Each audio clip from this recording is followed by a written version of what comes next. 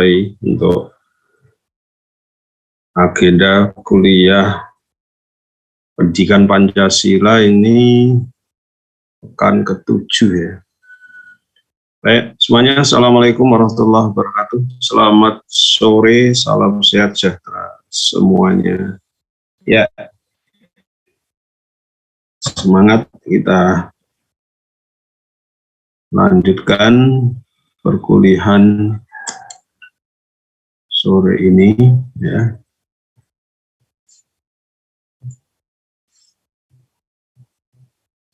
Ya. Minggu depan sudah ada jadwal belum untuk UTS? Belum keluar, Pak. Belum ya. Tapi saya juga dapat berita bahwanya satu pekan depan itu Senin sampai Jumat itu untuk ujian tengah semester ya. Jadi, nah sebelum kita lanjutkan, ini info terkait dengan UTS. Di kelas ini ada ujian tulis ya, UTS, nanti akan dijadwalkan. Dan untuk ujian tulis ini offline, artinya kalian ya akan dijadwalkan hadir di kampus ya. Ujian tulis ya, soal untuk UTS ujian tengah semester ini bentuk soalnya itu analisis atau uraian ya, bentuk bukan multiple choice tapi bentuk esai, analisis, uraian analisis. Ada beberapa butir soal. Ya paling maksimal paling 5 butir soal. Ya. Waktunya ujian tulis ini maksimal ya 100 menit lah, 100 menit maksimal. Jadi nanti kalian menyiapkan yang penting alat tulis ya, nanti kertas dari akademik ya. Jadi alat tulis saja secukupnya. Jadi nanti tunggu aja jadwalnya, karena kalian sudah mulai UTS itu Senin besok itu ya. Senin berarti 5 hari ya, Senin, Selasa, Rabu, Kamis, Jumat ya. Gitu. Jadi ini informasi singkat untuk UTS. Sedangkan untuk bahan UTS, apa yang sudah saya share di WA group ya, yaitulah patokan cakupan materinya ini. Ya, ada beberapa PowerPoint, file materi PowerPoint yang sudah saya share di WA grup kelas, yaitu mulai dari landasan mata kuliah Pancasila, ya, landasan, ada landasan yuridis, landasan historis, ya, landasan ilmiah, ya. Kemudian tentang sejarah Pancasila, mulai dari pengusulan, kemudian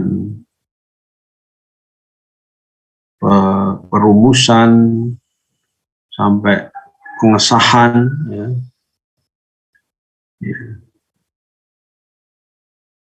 Kemudian kedudukan Pancasila ya, yang teksnya itu ada di dalam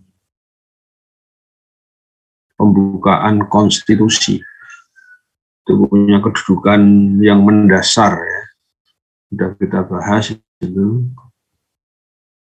Yang jelas dalam bahasa Belanda disebut sebagai Pancasila itu, dan pembukaan yang di dalamnya ada Pancasila itu disebut sebagai Start Fundamental Norm. Jadi itu dipelajari lagi. Jadi sebagai fondasi atau aturan yang fundamental, ya. Ada yang menyebut pokok kaidah yang fundamental dari negara Indonesia. Dan itu dari situlah Pancasila itu berkedudukan sebagai dasar negara. Kemudian juga kemarin kita bahas Pancasila sebagai sistem filsafat, ya ringkasan materi yang saya share, tapi untuk lengkapnya silahkan dipelajari dari buku teks, ya, buku ajar dari Kementerian Ristek Dikti yang terbit tahun 2016 itu. Silakan dipelajari sesuai dengan terkait dengan pokok-pokok bahasan tersebut, ya. Kemudian terakhir itu juga termasuk Pancasila sebagai sistem etika, sebagai Pancasila sebagai sistem filsafat yang kemudian dikenal adanya filsafat Pancasila. Satu lagi, Pancasila sebagai sistem etika yang juga dikenal dengan etika Pancasila. Ya, sampai di situ nanti yang menjadi batasan ruang lingkup materi untuk ujian tengah semester. Ya. Nah, untuk agenda hari ini, saya mau konfirmasi untuk TKN 2019, sudah siap? Sudah, Pak. Silakan yang mana dulu. Sebaiknya gini kan, 2 kelompok. Tampil aja berurutan dulu aja. Tampil sekalian berurutan. Siapa dulu, nanti terus selesai, terus tampil yang satunya. Itu aja. Bapak, sebelumnya mohon izin Pak, izin Gimana? bertanya. Kan kita UTS pekan depan, mungkin tadi saya ada tertinggal sedikit. Nah itu kita apakah open book atau closed book Pak? Sedangkan kita kan tadi kalau nggak salah Bapak bilang kita bersifatnya analisis ya Pak gitu. Nah terkadang analisis itu kita kan memerlukan data-data konkret gitu kan agar mendukung jawaban kita. Nah kalau misalnya jika diperkenankan boleh Pak open book, tapi jika tidak juga tidak masalah Pak. Oh ya. Ya, untuk UTS memang saya rancang silakan open book. Ya. Baik Pak, terima kasih banyak Pak. Ya, cukup itu masukannya. Baik, terima kasih. Ada lagi terkait UTS? Cukup Pak, terima kasih banyak Pak. Baik. Nah, sekarang kembali saya tawarkan mana angkatan TKN 2019, siapa yang pertama, siapa yang kedua, nanti mending beriringan aja.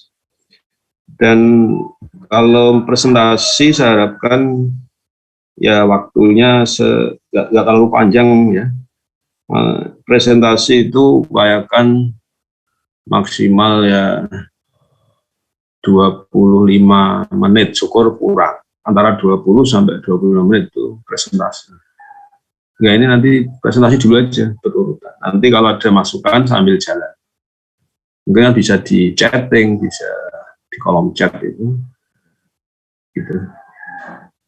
Nah, yang mau duluan yang kelompok TKN 2019 yang 1 apa kelompok 2? Silakan. Kelompok 1, Pak. Nah, boleh. Dan sekarang langsung saya persilakan ya. Jadi presentasinya antara 20 sampai 25 menit saja.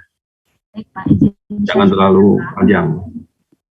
Salah satu jadi moderator ya yang atur, dan nanti sambil dilihat kolom chat. Nah, teman-teman yang lain yang mau tanya sebaiknya biar efisien, nulis saja di kolom chat. Biar nanti kelompok yang presentasi ambil lihat.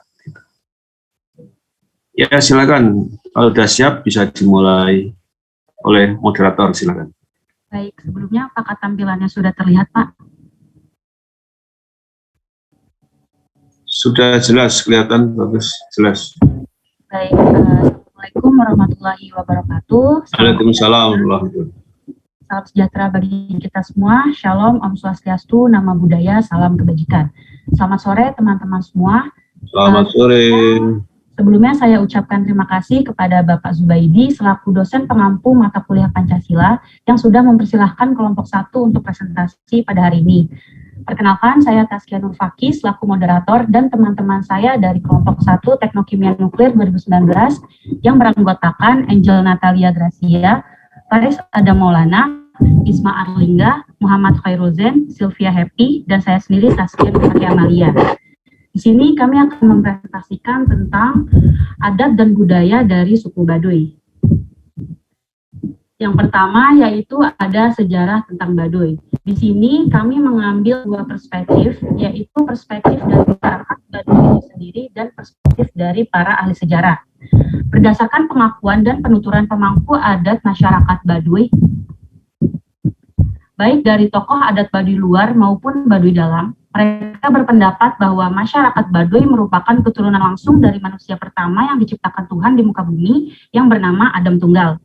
Menurut kepercayaan yang mereka anut, orang Baduy mengaku keturunan dari Batara Cikal, salah satu dari 7 dewa atau Batara yang diutus ke bumi. Asal-usul tersebut sering pula dihubungkan dengan Nabi Adam sebagai nenek moyang pertama. Nabi Adam dan keturunannya, termasuk warga Baduy, mempunyai tugas bertapa atau asketik untuk menjaga harmoni dunia. Sedangkan perspektif dari ahli sejarah menyatakan bahwa sejarah awal keberadaan masyarakat Baduy berasal dari kerajaan Pajajaran. Pada sekitar abad ke-12 dan ke-13 Masehi, kerajaan Pajajaran menguasai seluruh tanah Pasundan, meliputi Banten, Bogor, Priangan, sampai ke wilayah Cirebon. Saat itu, kerajaan Pajajaran dikuasai oleh raja bernama Prabu Bramaya Maisatan Brama atau yang lebih dikenal dengan gelar Prabu Siliwangi. Ketika terjadi pertempuran sekitar abad ke-17 Masehi antara kerajaan Banten melawan kerajaan Sunda saat itu dipimpin oleh Prabu Pucuk Umum yang dimana keturunan Prabu Siliwangi mengalami kekalahan yang cukup telak. Karena itulah sang Prabu Pucuk Umum dengan beberapa punggawanya melarikan diri ke daerah hutan pedalaman. Dari sinilah kemudian mereka hidup, menetap, dan berkembang menjadi komunitas yang kemudian disebut sebagai suku Baduy. Yang kedua adalah keadaan geografis dan demografis masyarakat Baduy. Secara administratif, wilayah Baduy termasuk dalam desa Kanekes, Provinsi Banten. Di selatan wilayah Baduy itu terdapat mata air yang merupakan hulu sungai yang cukup besar yang bernama Sungai Ciujung. Ciujung mempunyai beberapa anak sungai, yaitu Cisimet, Cibarani, Cibeneng, dan Ciparayang. Aliran-aliran sungai tersebut mengalir dari selatan ke utara menuju hilir melintasi sebagian besar daerah-daerah Baduy. Terus keluar wilayah Baduy menuju dan melintasi ibu kota kabupaten di Rangkas Belitung dan bermuara di pantai utara Laut Jawa. Sebagai sebuah desa, Baduy terdiri atas beberapa kampus yang secara adat terdiri dari Baduy Tangtu dan Baduy Panamping. Kampung-kampung Baduy Tangtu berada pada wilayah sebelah selatan, sedangkan kampung-kampung Baduy Panamping terletak di sebelah timur, barat, dan utara. Kampung-kampung tersebut umumnya berada di tepi atau di dekat sungai. Jarak antar kampung bervariasi antara 0,5 dan 1 km, yang dihubungkan dengan jalan-jalan setapak yang penuh dengan tanjakan dan turunan mengikuti kontur perbukitan. Yang ketiga adalah kondisi sosial dan budaya masyarakat Baduy. Masyarakat Baduy yang terdiri atas 3 kelompok yaitu Tangtu, Panamping, dan Dangka Kelompok Tangtu adalah kelompok yang disebut dengan kelompok Baduy Dalam, yaitu kelompok Baduy yang paling ketat mengikuti peraturan adat. Pada kelompok ini terdapat 3 kampung, yaitu Cibeo, Cikartawana, dan Cikesik. Ciri khasnya adalah mengenakan pakaian yang berwarna putih alami dan biru tua serta mengenakan ikat kepala putih. Kelompok kedua adalah Panamping atau yang sering disebut dengan Baduy Luar. Ciri khasnya adalah mengenakan pakaian dan ikat kepala warna hitam. Wilayah Baduy Luar mengelilingi Baduy Dalam seperti Cikadu, Kadu Ketuk, Kadu Kolot, Gajebo, Cisagu, dan lain sebagainya. Kelompok ketiga adalah Baduy Dangkal. Mereka tinggal di luar wilayah Kanekes. Tidak seperti Baduy Dalam dan Luar. Saat ini hanya ada 2 kampung yang tersisa, yaitu Padawaras atau Cibengkung dan Sirahdaya atau Cihandam.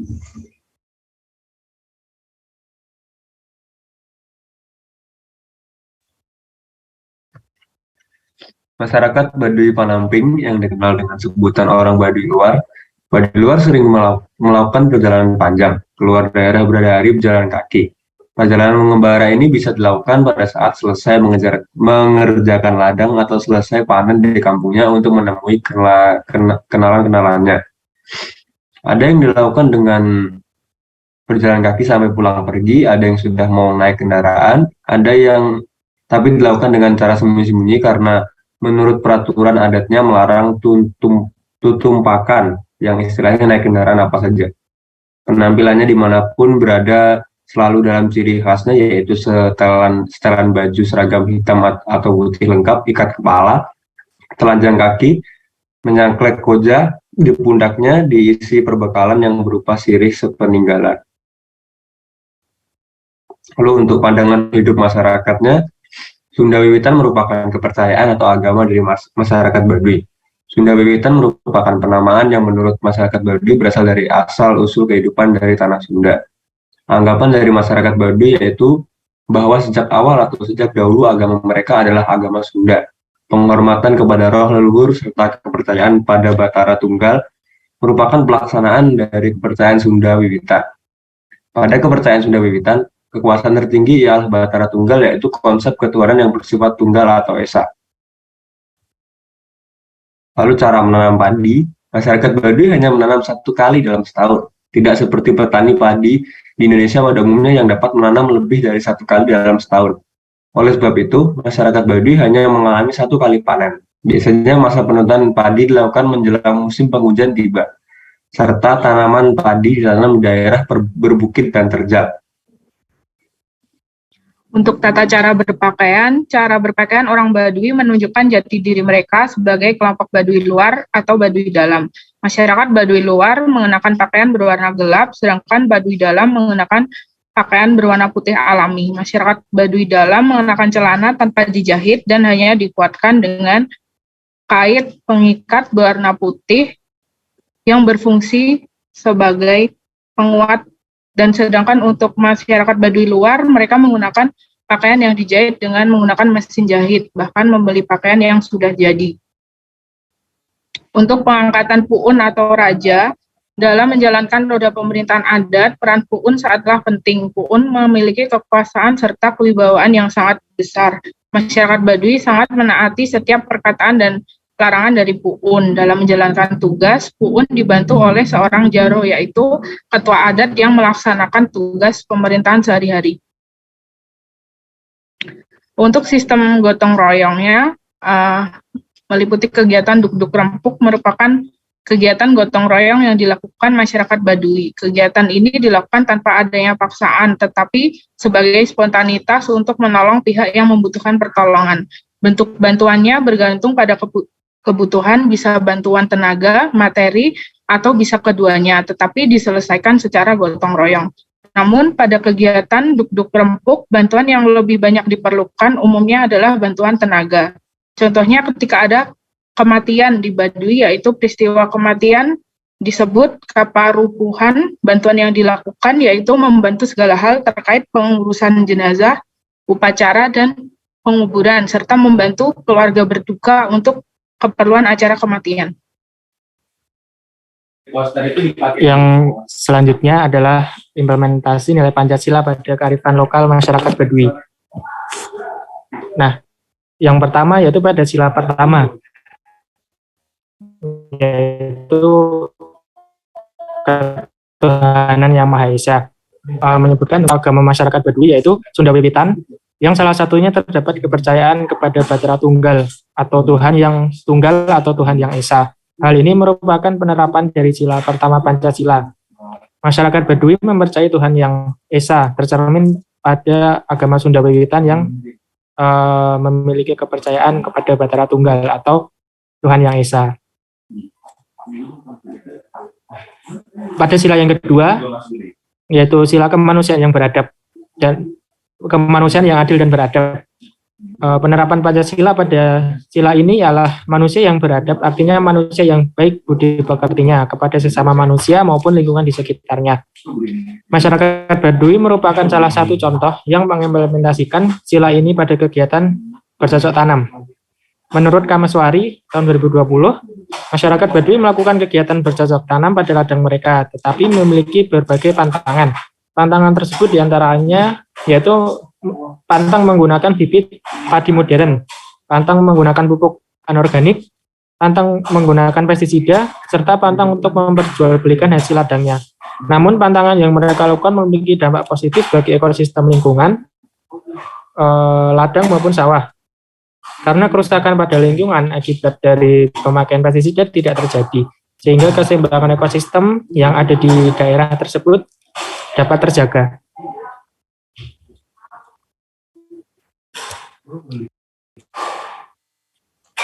Oke, untuk selanjutnya ini pada sila yang ketiga, yaitu Persatuan Indonesia, di mana dalam salah satu implementasi sila ini untuk menjaga warisan budaya masyarakat Baduy yang menjaga adat istiadatnya dalam cara berpakaian merupakan warisan budaya yang terus dijaga sampai sekarang. Di mana Amalia menjelaskan bahwa cara berpakaian masyarakat Baduy dalam dan luar merupakan keciri khasan mereka, dan masyarakat Baduy dalam memiliki cara berpakaian serba putih atau hitam pekat dengan ikat kepala warna putih, sedangkan masyarakat Baduy luar memiliki cara berpakaian serba hitam dengan ikat kepala berwarna hitam juga. Kemudian pada sila keempat, yaitu kerakyatan yang dipimpin oleh hikmat kebijaksanaan dalam permusyawaratan perwakilan, di mana dalam penerapan pada sila ini salah satunya itu melakukan musyawarah untuk mufakat. Artinya, pada masyarakat Baduy ketika dalam pengambilan suatu keputusan yang dilakukan dengan cara musyawarah akan mendapat kesepakatan yang adil dan disetujui oleh seluruh anggota musyawarah. Menurut Ulum, pada masyarakat Baduy dalam melakukan pemilihan puun atau orang yang berkuasa pada pemerintahan adat ini dilakukan dengan cara bermusyawarah, di mana musyawarah tersebut dihadiri oleh para tokoh adat melalui forum musyawarah adat. Dari situ terpilih seorang puun selanjutnya. Oke, kemudian pada sila yang terakhir, sila kelima, itu keadilan sosial bagi seluruh rakyat Indonesia, di mana dalam gotong royong merupakan salah satu penerapan dari sila kelima Pancasila. Dalam masyarakat Baduy sendiri telah mengimplementasikan nilai dari sila ini, yaitu kegiatan gotong royong yang disebut duk-duk rempuk, di mana menurut Sumantri, kegiatan gotong royong ini merupakan kegiatan spontanitas untuk memberikan bantuan kepada yang membutuhkan pertolongan. Misal kayak saat acara kematian dengan membantu segala hal terkait pengurusan jenazah, terus upacara penguburan jenazah. Dan bantuan tersebut dilakukan secara gotong royong untuk membantu keluarga yang ditinggalkan. Oke, untuk yang memakai baju putih ini itu orang Baduy dalam, dan sedangkan yang memakai baju hitam dengan ikat kepala berwarna biru itu Baduy luar. Dan mereka tidak memakai sendal dalam perjalanan kemana-mana. Ya, ini salah satu video tempat lokasi di mana Baduy berada.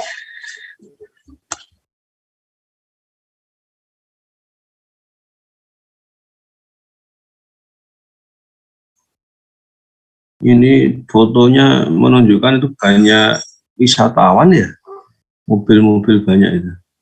Iya Pak, kebetulan untuk sampai sekarang Baduy itu dijadikan tempat wisata untuk mengenal adat dan budayanya di sana. Tapi untuk kegiatan wisatanya sendiri itu biasanya untuk wisatawan itu hanya bisa sampai ke Baduy luarnya saja. Kalau untuk ke Baduy dalam itu harus perlu izin dari kepala daerah yang di sini gitu. Jadi perlu izin untuk masuk ke dalam Baduy dalamnya seperti itu.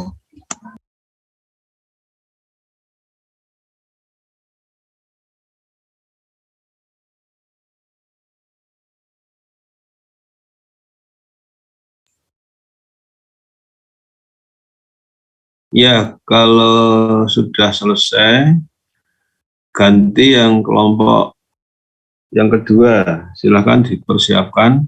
Tapi siap-siap ya kelompok 1 ini sambil mencatat, melihat kolom chat, dan teman-teman silakan yang mau memberi komentar, masukan, pertanyaan, langsung di kolom chat aja. Dan nanti kelompok 1 bisa sambil menyiapkan jawaban. Sekarang giliran kelompok 2, langsung aja tampil, dipersiapkan, silahkan. Baik, terima kasih gantian Pak Baidi atas waktunya. Bila teman-teman memiliki pertanyaan, silahkan dituliskan di kolom chat. Dan sebelumnya mohon maaf Pak, kami ada video tapi ternyata ada gangguan teknis, jadi tidak dapat kami tampilkan Pak. Seperti itu Pak. Terima kasih. Jadi kalau nanti selesai tampilan kelompok 2, ya Pak. Coba lagi. Baik. Ya baik. Saya tutup ya Pak. Terima kasih. Ya, terima kasih.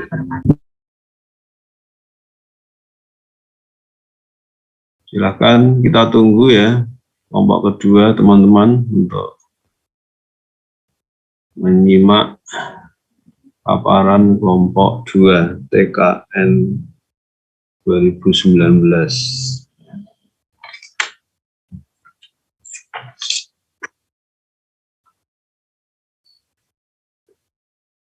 Sambil menunggu tampilan TKN 2019 kelompok 2, untuk agenda presentasi berikutnya itu setelah UTS ya. Ini sudah saya buat urutannya ya.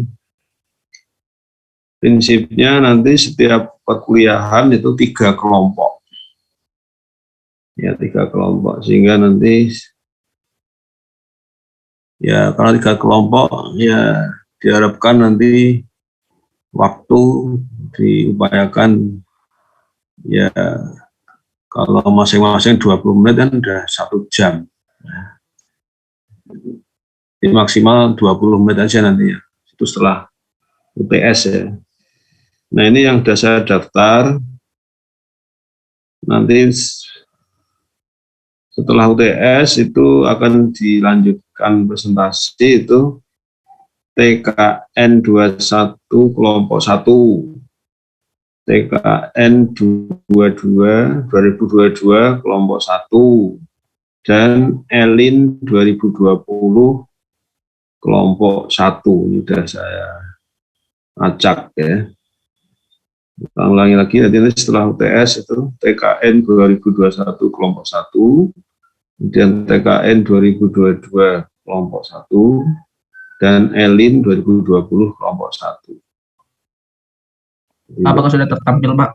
Ya. Ini sudah tampil ya, Pak? Itu untuk setelah UTS ya. Ini gambarnya sudah bagus. Sudah. Kalau sudah siap, silakan jadi mulai kelompok 2 TKN 19. Silakan dipimpin oleh moderator. Saya izin untuk memulai presentasinya, Pak. Silakan. Ya, Assalamualaikum warahmatullahi wabarakatuh. Selamat sore, salam semua. Di sini saya Dina Khairunisa sebagai moderator dari kelompok 2 TKN 19. Izin untuk memulai presentasi, Pak. Silakan. Sebelum saya mulai presentasi, saya akan memperkenalkan anggota kelompok saya, yaitu yang pertama Ariel Kevin, selanjutnya saya sendiri Dina Khairunisa, Farah Kurota Ayun, Mulan Sarif Fazia Umardi, Zafira Najah Sakina. Di sini kami dari kelompok 2 akan mempresentasikan tentang implementasi nilai-nilai Pancasila dalam tradisi upacara adat pembuatan perahu pinisi masyarakat Kecamatan Bontobahari, Kabupaten Bulukamba, Sulawesi. Oke. Next. Di sini yang akan kami jelaskan kepada teman-teman dan Bapak Zubaidi, yang pertama itu deskripsi daerahnya, selanjutnya implementasi sila Pancasila terhadap adat dan perilaku masyarakat. Selanjutnya akan disampaikan oleh teman saya, monggo. Pertama, deskripsi daerahnya. Lokasi ini ada di Bontobahari. Bontobahari adalah sebuah kecamatan di Kabupaten Bulukumba, Sulawesi Selatan, Indonesia. Kecamatan Bontobahari berjarak sekitar 24 km dari ibu kota Kabupaten Bulukumba. Ibu kota kecamatan ini berada di Tanah Beru. Next. Perahu pinisi sendiri adalah hasil dari proses berpikir atau kreativitas masyarakat sejak dahulu kala sebagai jawaban dari tantangan alam. Perahu pinisi merupakan paduan teknologi dan budaya, serta merupakan lambang keperkasaan suku Bugis Makassar di lautan.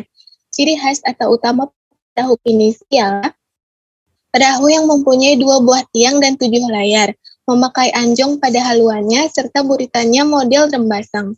Ada beberapa pendapat tentang nama pinisi.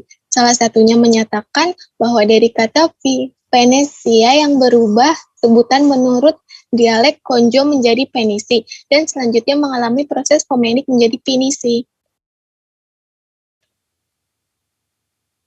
Sejarah perahu pinisi.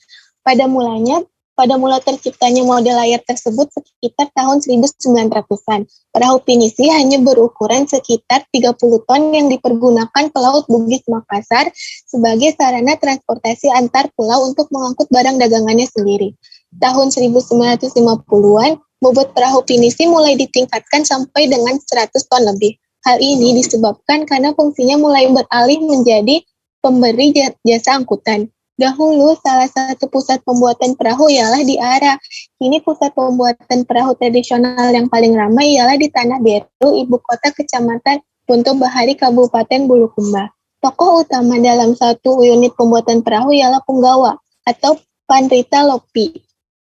Punggawa atau Pandrita ini adalah penanggung jawab utama atas keseluruhan pekerja perahu mulai dari pengolahan kayu di hutan hingga perahu selesai diproses di Bantilang.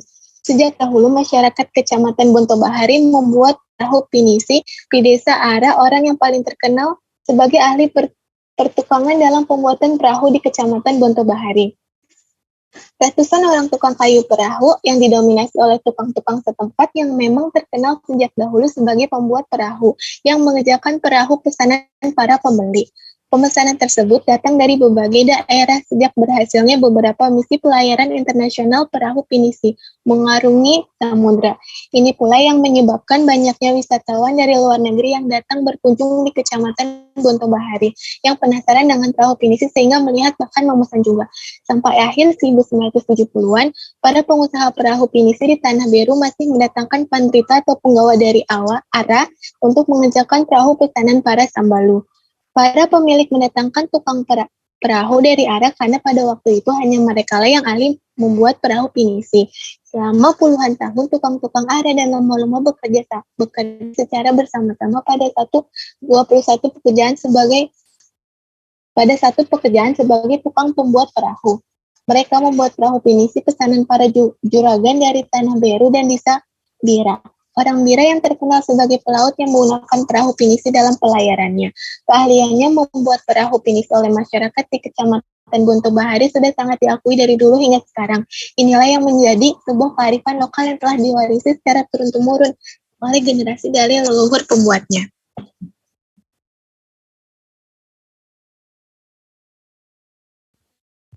Baik, selanjutnya dalam pembuatan perahu pinisi tersebut terdapat upacara-upacara yang dilaksanakan, yaitu yang pertama adalah upacara anak bang kalabiseang atau menebang lunas. Upacara pertama ialah penebangan lunas. Anak bang berarti penebangan yang pada dasarnya memohon izin dan restu pada kekuatan gaib agar merelakan kayunya untuk ditebang. Pada dasarnya kalabiseang merupakan komponen utama pada perahu. Oleh sebab itu, kayu yang digunakan adalah kayu tertentu yang memenuhi persyaratan, baik ukuran ataupun kualitasnya. Apabila punggawa telah meninjau hutan dan menemukan kayu yang akan dijadikan kalak biseang, maka punggawa akan terlebih dahulu menentukan hari baik berdasarkan perhitungan menurut tradisi punggawa. Biasanya dalam upacara anak bangkal biseang, hari yang dipilih dihitung berdasarkan penanggalan Islam. Misalnya hari Rabu pertama bulan berjalan atau Pamula Araba. Pemilihan hari seperti itu dilakukan jika ada hajatan atau memulai pekerjaan penting atau mulia seperti upacara perkawinan, mendirikan rumah, dan sebagainya. Setelah ditetapkan hari baik untuk menebang pohon, maka punggawa dan sahi akan melaksanakan upacara anak bangkal biseang. Upacara yang kedua yaitu anatara atau penyambungan lunas. Nah, upacara ini merupakan simbol pertemuan ayah dan ibu sebagai atau kurang tahu. Ternyata apa nggak kedatangan ya? Nggak tahu, belum aktif HP-nya. Mohon maaf, Nasila tolong dimatikan mic-nya. Udah keluar ya, nggak paham juga keluar ya. Apa? Keluar ya, iya. Keluar aja, keluar. Kan udah absen. Iya, kan udah absen. Udah keluar. Kan online. Iya, kan online. Udah keluar. Baik, saya lanjutkan. Jadi upacara anatara itu merupakan simbol dari pertemuan ayah dan ibu sebagai terciptanya janin yang selanjutnya akan diproses menjadi bayi dalam bentuk perahu ke dalam lubang kala biseang. Nah, lubang ini dimasukkan material tertentu yang merupakan simbol dari isi kandungan sang ibu yang bermakna kekuatan, kemuliaan, dan kemakmuran. Kemudian mantra yang diucapkan punggawa merupakan doa dan spirit yang akan memberikan ketenangan dan harapan bagi pemilik perahu. Selanjutnya, serpihan kayu panata tadi itu dibagi dua antara punggawa dan pemilik perahu, yang merupakan simbol ikrar dan kesepakatan di antara mereka. Pelaksanaan upacara anatara ini biasanya dilakukan pada saat matahari sedang rembang naik dan air laut pasang naik. Next. Yang ketiga yaitu upacara amosi atau pemberian pusat. Upacara ketiga dalam pembuatan perahu yaitu amosi. Upacara ini merupakan simbol kelahiran sang bayi perahu setelah diproses selama beberapa bulan sejak terbentuknya janin perahu pada upacara anatara. Upacara ini merupakan upacara sakral, di mana punggawa atau panrita berkerudung putih, asap kemenyan yang mengepul, serta mulut komat kamit membacakan mantra, mengendapkan situasi khusyuk dan sakral. Amosi ini diakhiri dengan darah ayam yang dioleskan oleh pada bagian tertentu yang bermakna kesucian dan kemuliaan. Posi atau pusat dilakukan sebelum perahu akan diluncurkan dan biasanya dilaksanakan pada malam hari. Upacara amosi diawali dengan apasili atau tolak bala dan diakhiri dengan apakantre balapati. Selanjutnya, setelah persiapan telah selesai, maka apasili akan segera dimulai.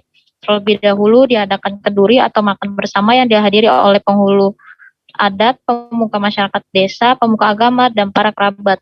Puncak pada malam itu adalah amosi, yakni pemberian pusat pada pertengahan lunas perahu. Baik, selanjutnya dari upacara tersebut, kemudian implementasi nilai sila Pancasila terhadap adat dan perilaku masyarakat dalam tradisi upacara adat pembuatan perahu pinisi. Yang pertama yaitu penerapan implementasi sila pertama Pancasila ketuhanan yang maha esa dalam tradisi upacara adat pembuatan perahu pinisi.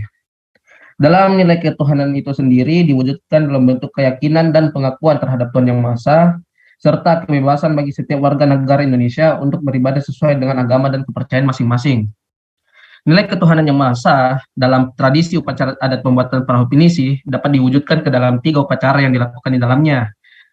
Mulai dengan upacara anak bangkal biseang, upacara anatara, dan upacara amosi yang dilakukan secara turun-temurun dalam masyarakat Bonto Bahari, pembuat perahu pinisi. Selanjutnya dalam upacara tersebut, pertama dalam upacara anak bangkal biseang yang secara harfiah berarti penebangan lunas, yaitu prosesi penebangan pohon yang akan digunakan untuk membuat perahu. Dilakukan permohonan izin untuk menebangnya serta permohonan doa kepada yang kuasa agar dapat melindungi selama penebangan dan persiapan bahan lunas dari perahu pinisi yang akan dibuat. Yang kedua, dalam upacara anatara yang berarti penyambungan lunas, setelah penebangan dilakukan penyambungan untuk membuat lunas. Lunas itu sendiri bagian pokok dari perahu pinisi.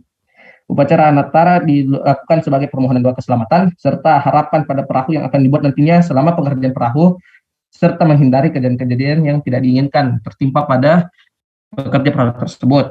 Yang ketiga, upacara amosi yang berarti pemberian pusat. Dalam upacara ini dilakukan pembuatan pusat pada lunas perahu.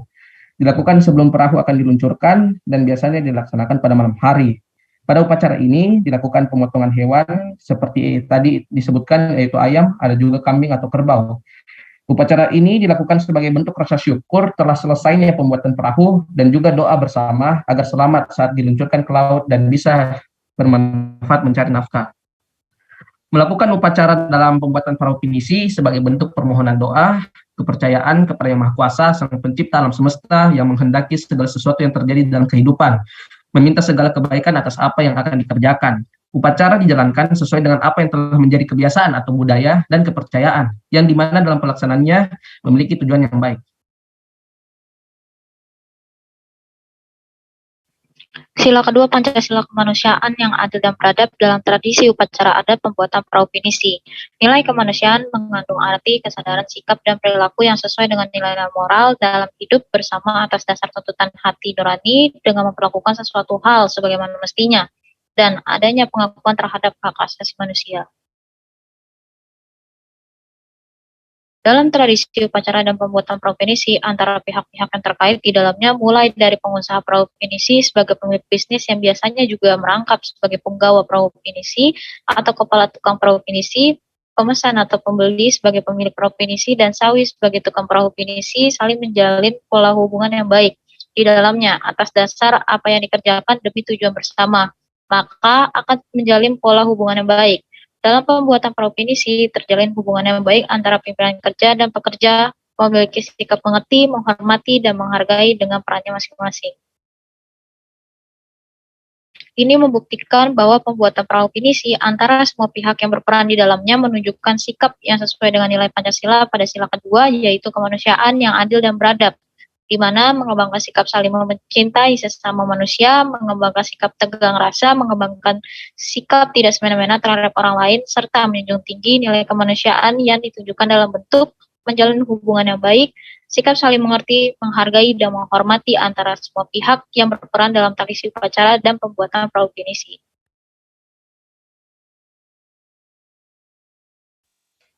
Selanjutnya, implementasi sila ketiga Pancasila dalam tradisi upacara adat pembuatan perahu pinisi mengandung arti, dari Persatuan Indonesia itu mengandung arti bahwa negara adalah penjelmaan sifat kodrat manusia monodualis, yaitu sebagai individu dan makhluk sosial.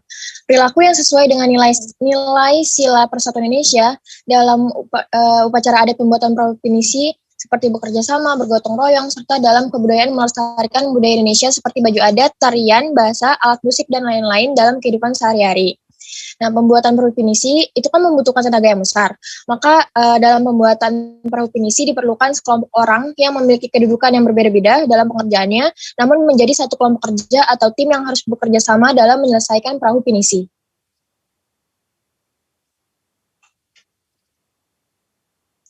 Nah, gambar tersebut merupakan proses peluncuran perahu pinisi yang dinamakan anyorong lopi, atau artinya itu mendorong perahu.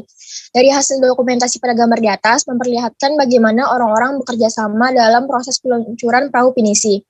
Nah, dalam proses peluncuran perahu pinisi tersebut, orang-orang yang berperan di dalamnya itu terdiri dari berbagai macam kalangan, harus menjaga keseimbangan untuk meluncurkan perahu pinisi tersebut yang diiringi oleh aba-aba yang diucapkan oleh penggawa perahu pinisi atau ketuanya. Nah, inilah salah satu yang memperlihatkan pentingnya bekerja sama sebagai implementasi nilai sila ketiga Pancasila. Selanjutnya, sila keempat, kerakyatan yang dipimpin oleh hikmat kebijaksanaan dalam permusyawaratan perwakilan. Pada sila keempat ini mengandung makna, yaitu mengutamakan musyawarah dalam pengambilan keputusan serta menghormati perbedaan pendapat yang ada. Hal ini berlaku dalam kehidupan sehari-hari yang juga harus diterapkan dalam bermasyarakat. Selain itu, sila keempat mengandung nilai kerakyatan yang artinya kekuasaan tertinggi berada di tangan rakyat.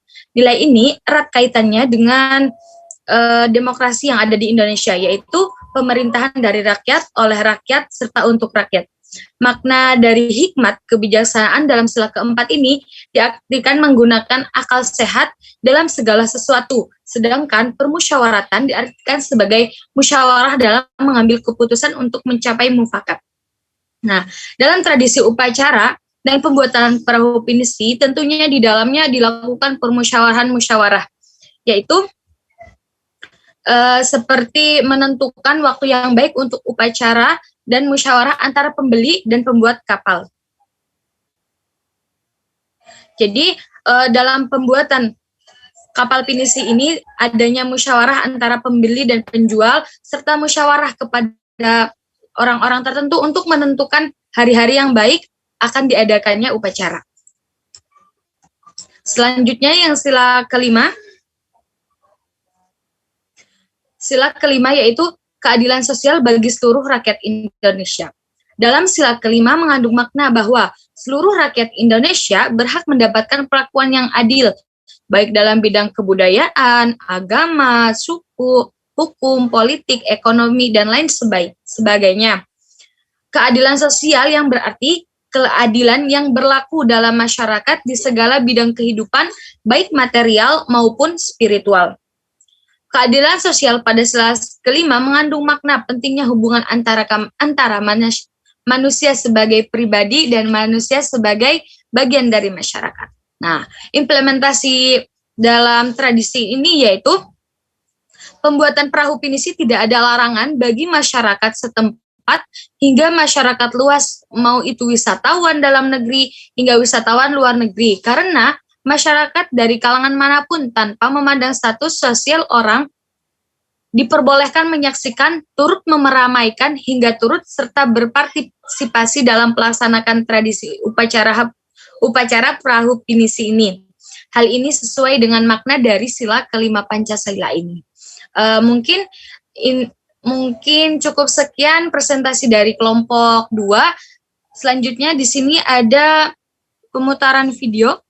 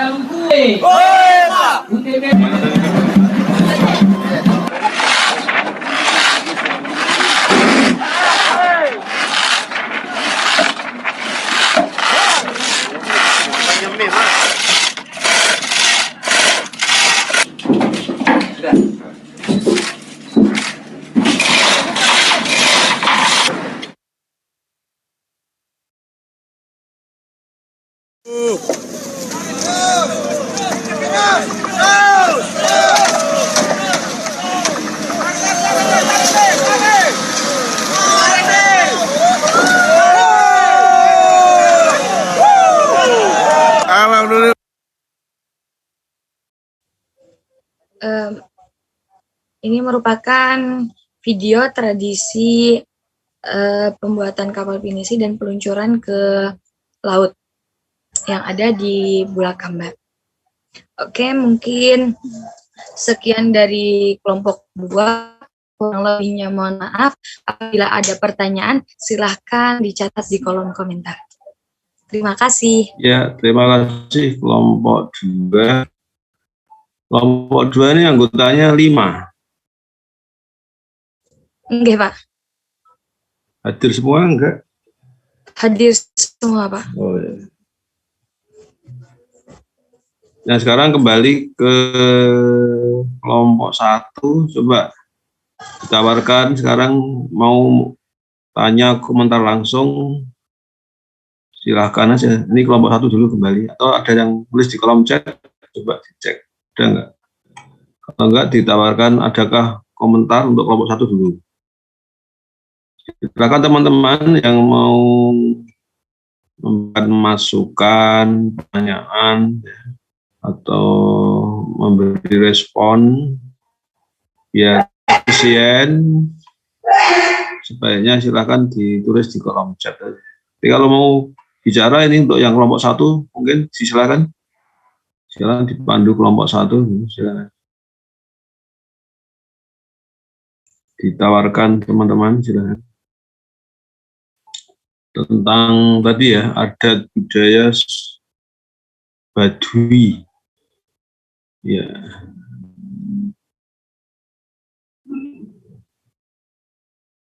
Ya, mungkin sebelum teman-teman ada yang tanya atau memberi masukan, saya untuk sedikit tanya tentang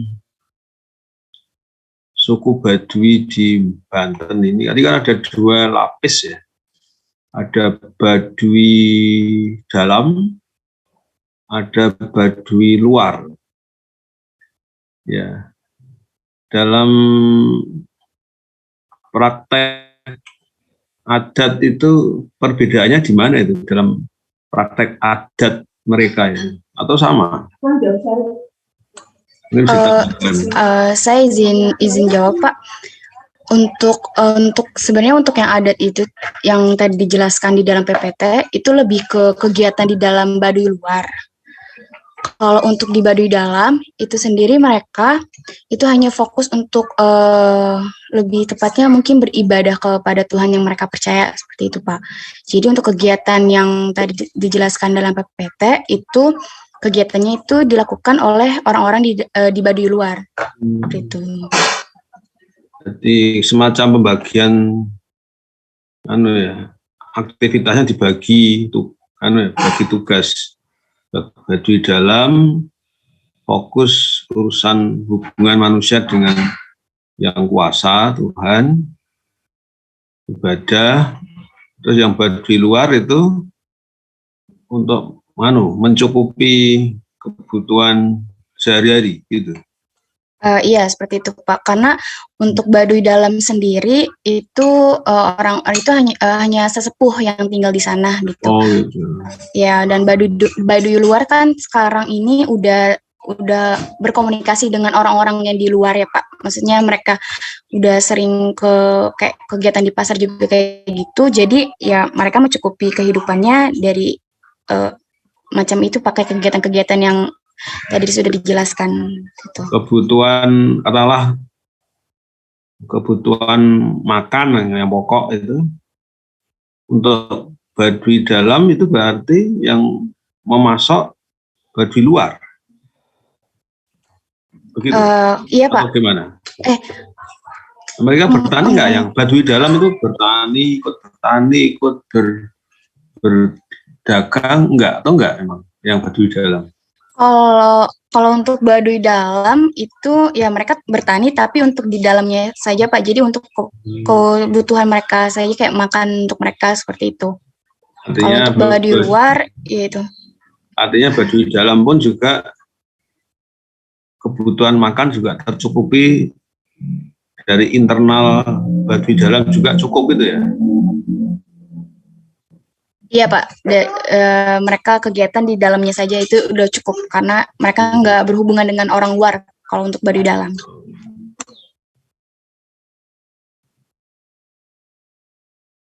Ya, saya kalau gitu bisa nambahkan tadi ya, terutama terkait sila kelima. Itu bisa ditambahkan itu bagaimana indahnya mereka itu dalam distribusi bahan makanan itu. Jadi itu artinya mereka punya manajemen yang juga bagus. Mereka bisa mencukupi kebutuhan masyarakat ya suku itu dengan kan mayoritas kan bertani dan itu bisa ditambahkan kalau nggak salah itu kan mereka punya adat hasil panen itu kan disimpan. Betul kan itu ada semacam lumbung gitu. Betul ya. Nah, itu kalau menurut saya itu bisa ditambahkan bahwa karena sila kelima itu kan fokusnya lebih ke pemenuhan kebutuhan hidup sehari-hari ya, terutama ya pangan, sandang, terus ya adil sosial dalam arti tercukupi semua. Jadi semua tercukupi, nggak ada yang kelaparan, nggak ada yang kekenyangan, tapi semua tercukupi. Ini masukan saya. Silakan kalau ada teman lain yang beri masukan, silakan. Saya mau bertanya, Pak. Gimana? Kepada siapa? Ke kelompok 1 tentang suku Baduy. Oh iya, silakan. Oke. Langsung aja, silakan. Saya ingin bertanya, kan suku Baduy itu ada 2 ya, suku Baduy pedalaman dan suku Baduy luar. Nah, untuk tadi suku Baduy yang luar itu sudah berkomunikasi dengan orang luar. Nah, untuk kan Indonesia itu mempunyai tujuan mencerdaskan kehidupan bangsa. Nah, di sini untuk pendidikan anak-anak yang di suku Baduy itu, kan suku Baduy luar itu sudah berkomunikasi bagaimana ya, apakah mereka sudah bersekolah atau mereka seperti apa untuk pendidikannya gitu. Kemarin saya lihat untuk suku Baduy, saya kurang tahu itu suku Baduy luar atau suku Baduy dalam, dia udah mempunyai sosial media sendiri, kayak dia itu seperti YouTuber, terus dia menjual pernak-pernik khas suku Baduy. Itu suku Baduy luar atau suku Baduy dalam. Terima kasih.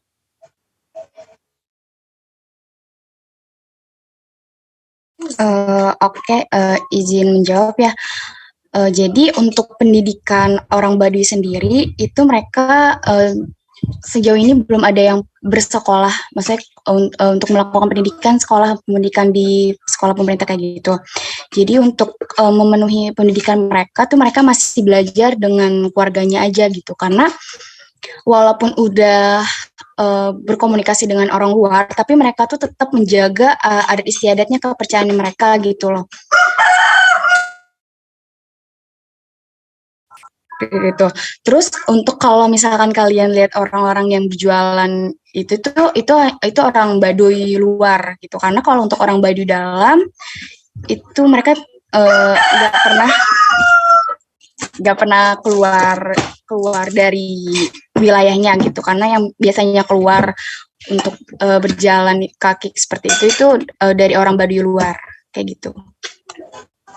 Oke, terima kasih. Berarti sama ini, maaf ya, untuk pernikahan orang Baduy, apakah mereka itu harus nikah sama suku Baduy atau boleh dengan orang luar, contohnya suku Sunda yang lainnya atau suku Jawa? Terima kasih. Untuk pernikahannya tuh mereka masih sesama di dalam sukunya, jadi belum tidak diperbolehkan untuk menikah dengan suku lain gitu. Masih dalam satu suku itu untuk melakukan pernikahan. Oh, berarti untuk pernikahan itu sebuah larangan dengan suku lain ya? Iya, untuk kepercayaannya mereka masih melakukan di dalam satu suku itu. Oh iya. Oke, terima kasih Isma atas penjelasannya.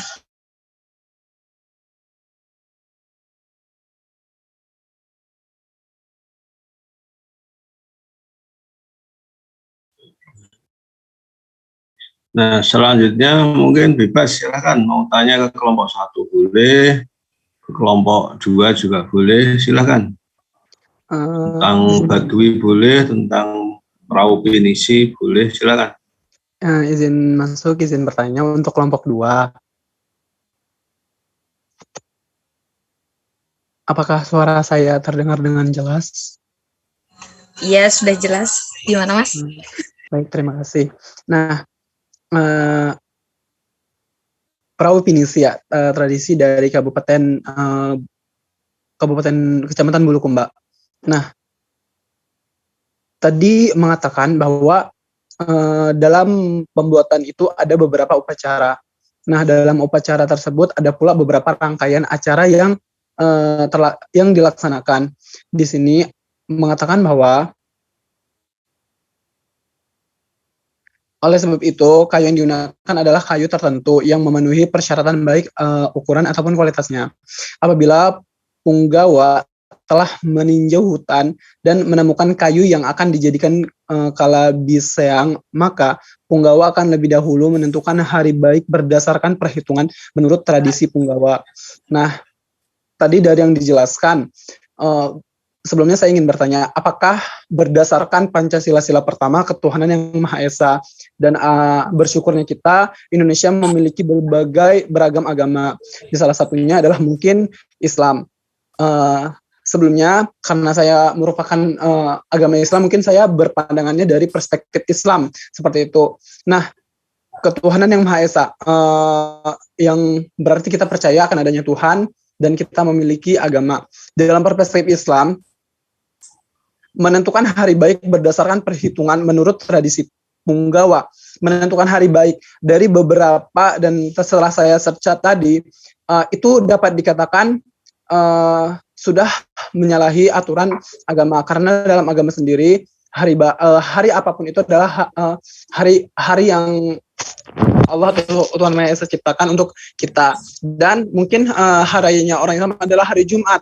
Nah, jika dikatakan di sini menentukan hari baik menentukan hari baik di sini bagaimana konteksnya? Dan jika hari baik di sini hari Jumat, mungkin karena hari raya Islam, dan dari beberapa sumber yang didapatkan hari raya Islam adalah hari Jumat. Nah, kenapa hari Jumat gitu? Mungkin pertanyaannya apakah bisa dimengerti atau belum bisa dimengerti?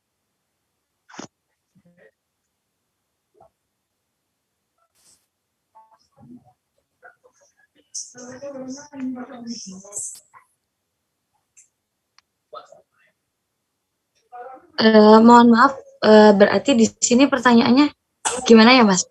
Boleh dijelaskan kembali? Iya, nah, tadi kan ada menentukan hari baik. Setelah saya chat beberapa sebuah penjelasan dari internet, menentukan hari baik dalam Islam itu merupakan suatu hal yang tidak diperbolehkan kayak gitu. Nah, itu bagaimana perspektifnya? Sedangkan tadi katanya bahwa dari perahu pinisi ini sila pertamanya itu merupakan suatu implementasi yang baik gitu. Sedangkan tadi itu ada menentukan hari baik, dan itu menurut perspektif Islam itu tidak ada seperti itu. Apakah gimana penjelasannya?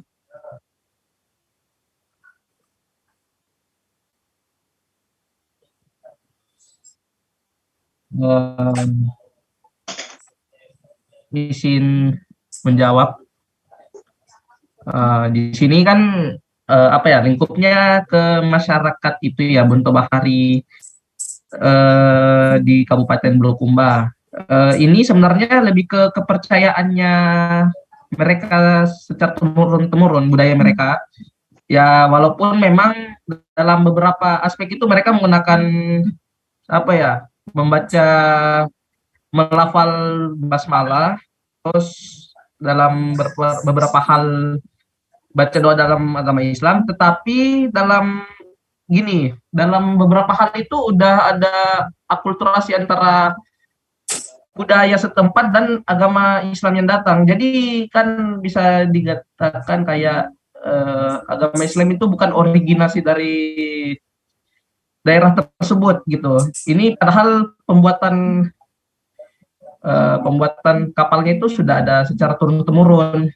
Jadi setelah masuknya agama Islam itu mereka tetap menjalankan budaya dengan pemilihan hari itu juga supaya menjaga budaya terhadap mereka masyarakat di sana yang memeluk agama Islam, serta itu tadi menjaga juga tradisi dari agama Islam. Jadi dari agama Islam itu mungkin mereka membaca doa, membaca basmalah, tetapi juga tetap memegang budayanya. Emang agak sulit sih untuk menjawab ini karena ini apa gitu, dari budaya yang digabungkan dengan agama gitu. Bukan cuma karena dalam agama Islam itu tidak ada pembuatan perahu pinisi. Kayak gitu. Aku tangkapnya seperti itu. Gimana Mas ya?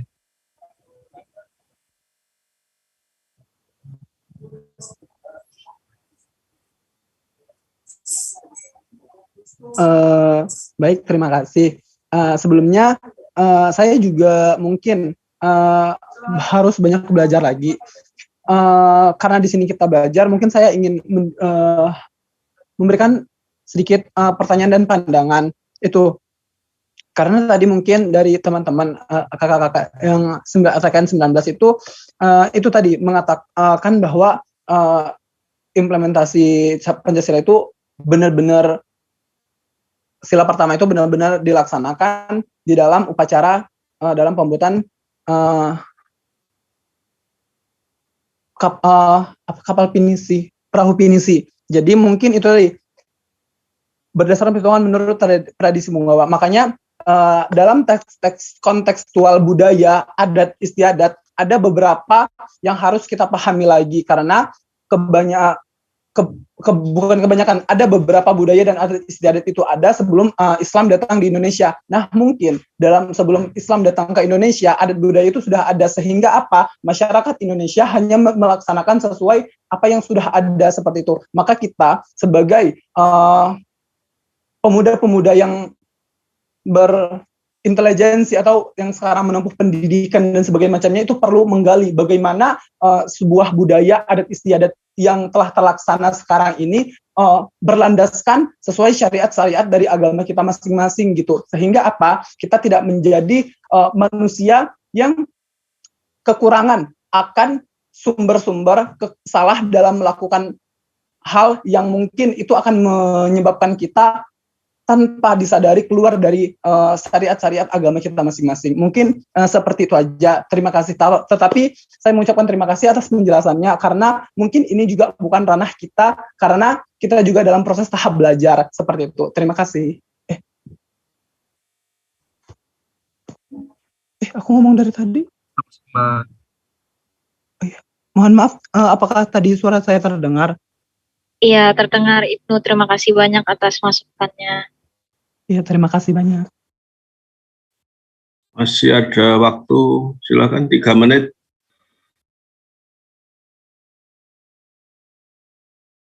Kalau masih ada yang silakan. Masukan untuk kelompok 1 maupun kelompok 2, silakan. Kalau saya juga mau tanya untuk kelompok 2. Perahu pinisi itu dalam konteks ini di Bulukumba ya, dan ini umumnya kan masyarakat Bugis ya. Ini tentang pengoperasian ya, dan pemanfaatan perahu pinisi itu bagaimana ya itu? Mungkin bisa ditambahkan mungkin kepemilikannya, pemeliharaannya, pemanfaatannya, gimana ya itu? Mungkin bisa ditambahkan. Dan itu akan bisa nanti untuk dikaitkan dengan bagaimana tadi ya dalam tanda petik itu kerjasama gotong royong itu kan kayak di Jawa ya. Dalam kegiatan besar di Jawa dan di yang lain juga ada tuh, di daerah Bugis juga ada, dalam membangun rumah kan juga bareng-bareng. Membuat perahu pinisi juga bareng-bareng. Tapi juga kelanjutannya itu loh. Perahu pinisi itu misalnya kepemilikannya itu milik bersama, terus kemudian pemeliharaannya gimana, pemanfaatannya untuk apa, dan itu pemeliharaannya bagaimana. Mungkin bisa ditambahkan. Ada yang anggota kelompok 2 yang memang dari Bulukumba atau dari Bugis, ada siapa?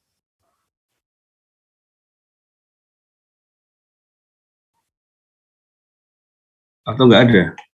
Dari kami sepertinya tidak ada, Pak. Jadi Oh, kami ya. Tapi kalau ada tambahan mungkin bagus juga ditambah penjelasan singkat aja. Ya. sejauh yang kami pahami, Pak, selama ini yang kami pelajari, setahu kami itu penggawa itu yang buat, Pak, penggawa itu kayak kepala ini kontraktornya kapal ini, terus ada sahinya, terus ada pemiliknya, dan pemiliknya itu seperti apa ya, yang punya sendiri, terus punya beberapa orang yang bekerja di dalamnya gitu, Pak, yang kami pahami seperti itu. Tapi kalau untuk pemanfaatannya setelah upacara-upacara ini selesai, pemeliharaannya itu kami belum pelajaran sampai ke situ, Pak.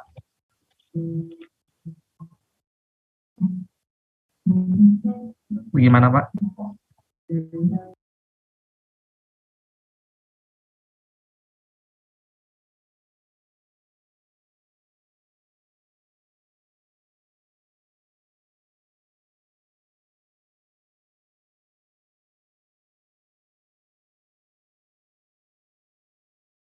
Izin menambahkan untuk kegunaan perahu pinisi tersebut itu biasanya untuk iya Pak, jadi kegunaan dari perahu pinisi tersebut itu biasanya untuk mengangkut barang lintas laut, kemudian juga untuk sebagai mata pencaharian, sebagai nelayan, dan sekarang juga perahu pinisi ini kan merupakan warisan budaya, jadi dibuat untuk wisata Pak, wisata untuk masyarakat.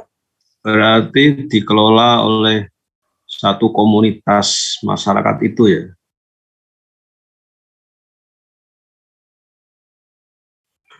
Iya Pak, kurang lebih seperti itu, dan itu juga tergantung dari pemiliknya Pak. Ya, saya melihat itu dari itu kegotong royongan sejak dari pembuatan sampai jadi sampai sampai pemanfaatannya itu kan melibatkan masyarakat itu, artinya itu bisa mencukupi kebutuhan hidup orang banyak kan.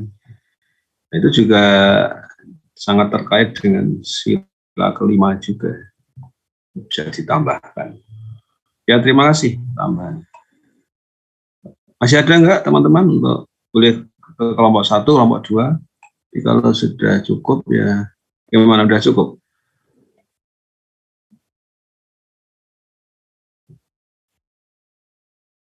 Kalau dirasa cukup ya oke. Baik, cukup ya. 2 kelompok.